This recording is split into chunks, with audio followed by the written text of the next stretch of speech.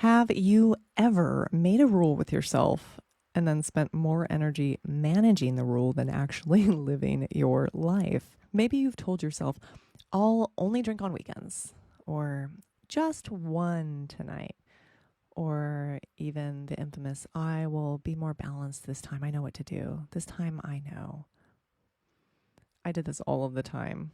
And for a little while, it works. You feel responsible. You feel in control. You feel like you're being reasonable, not dramatic. But quietly, something else starts happening. Your mind doesn't relax. It actually starts tracking. It starts planning, anticipating, negotiating. And suddenly, instead of feeling free, which is what you were going for, you feel like your entire life revolves around managing one decision: moderation. If that sounds familiar, you're not lacking discipline. You may just be stuck in one of the most exhausting mental loops there is. The attempt to moderate something your nervous system no longer experiences as neutral. Today, we're going to talk about why moderation sometimes becomes the real obsession, and why the relief you're looking for might actually live on the other side of stopping the negotiation entirely. Let's start with something important.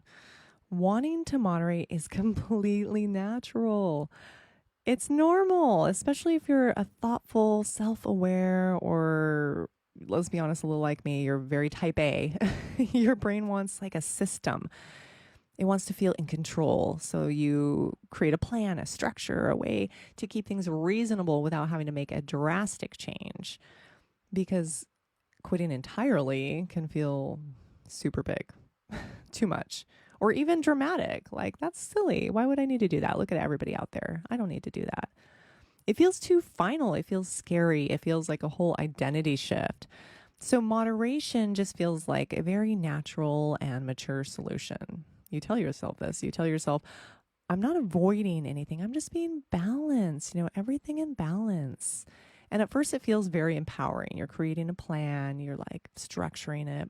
But here's the question most people don't ask themselves. Is your behavior moderating, or is your mind becoming more occupied than ever? Quite honestly, I want you to ask yourself, how much energy, mental energy, do you spend thinking about when, how much, or whether you will? Many people believe peace will come once they find the perfect rule, the perfect balance, the perfect amount, the perfect timing, the perfect level of control. But something strange happens instead. Your brain starts orbiting the experience. So you're now anticipating it, you're measuring it, you calculate how long the feeling will last, because you certainly don't want to have that low that follows the high. So like, how can I do the perfect amount so I don't dip, right? So I don't go back to that sober feeling for too long. You may even notice yourself thinking, how good will this feel? How long until I can do it again? Or what happens when it wears off? Like, all of these things circulate, and without realizing it, your emotional state becomes tied to access to your substances of choice. That's not failure. That's conditioning, because anticipation itself releases dopamine, meaning the negotiation becomes rewarding long before anything actually happens. It's its own reward. All this to say that moderation doesn't always reduce obsession. In fact, sometimes it just organizes and amplifies it. Here's the paradox most people don't see coming. You try moderation to gain freedom, but instead you gain constant awareness. And I mean constant. You start watching the clock. You notice when others keep going and you've stopped. That's a very sad moment. You feel the subtle drop when the moment ends. And then that's when the bargaining begins.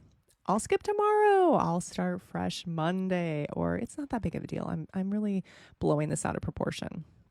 This isn't weakness. This is mental fatigue, because negotiation requires continuous decision making, and decision fatigues and drains your nervous system faster than almost anything else. You're not experiencing just the behavior. You're managing this internal debate all day long.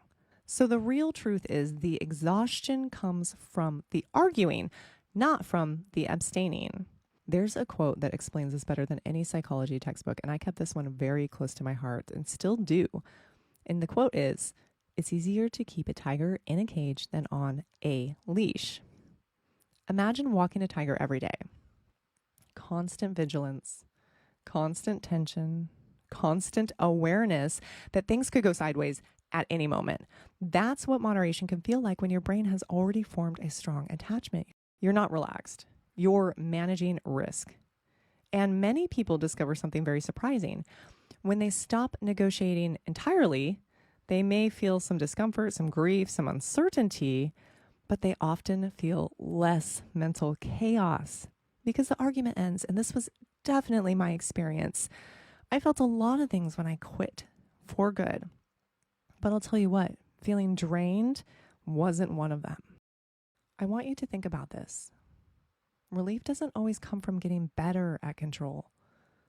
Sometimes it comes from removing the decision altogether. There's another saying that I love and hold strong to that captures this perfectly, and it is, your addiction is always outside doing push-ups. And this means that just time alone doesn't erase patterns. You might go for weeks feeling confident. You might think, I've changed, I've got this now. And then one moment arrives, a celebration, a stressful event or day, or just this one time. And suddenly all the mental loops reactivate faster than expected, not because you failed, but because your brain remembers pathways designed for efficiency. It just lights back up. I went through this for years. I tried to get sober several years. And each time I would quit for a week, a few months, sometimes a whole year. And then what happens? Just this once.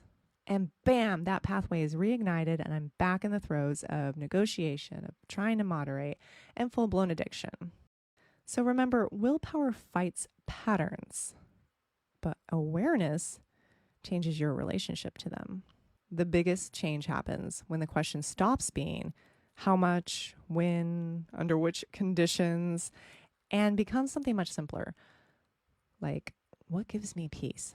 What actually gives me peace? Because moderation often promises relief later, while negotiation guarantees tension right now. And many people eventually realize they weren't afraid of stopping. They were afraid of who they might have to become without the coping strategy they've been using. And for any of you that are just like I was and thought there's really no way I can get through life without relying on substances to cope because I need them for the stressful moments, I need them for the normal moments, I need them for the celebratory moments, I need it for everything. I highly encourage you to grab my 7-day energy reset because this is a resource that's going to help you start to see how you can regulate without relying on substances. Beyond that, I just want you to think about if the negotiation disappeared tomorrow, what part of you would feel relieved? Take a slow breath here and just notice without judgment how often your mind really revisits this topic, not the action itself, but thinking about it. The planning, the debating, the quiet bargaining.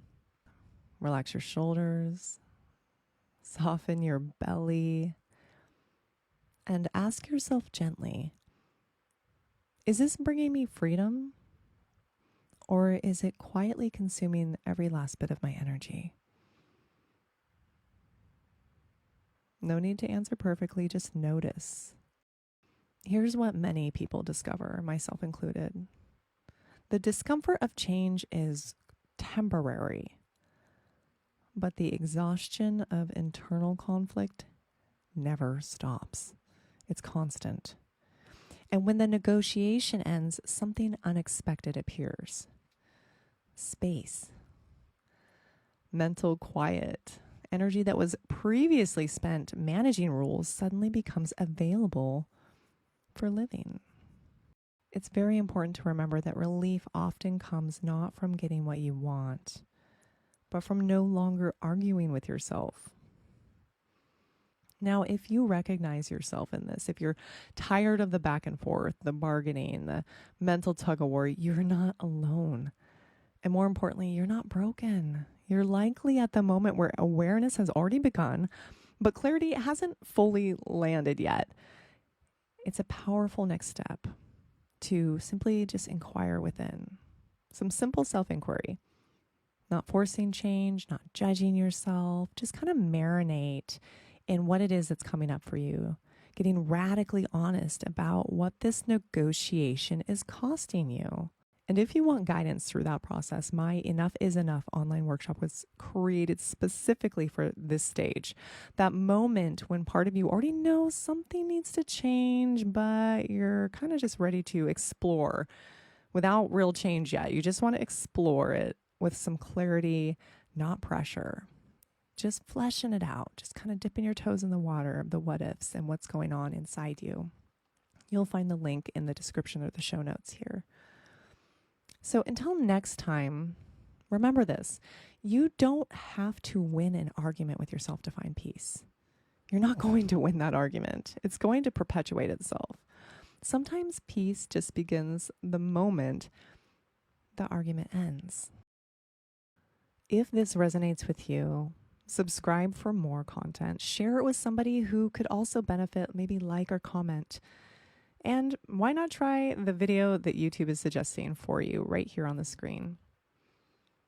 Until next time, my friends, don't forget to listen from within.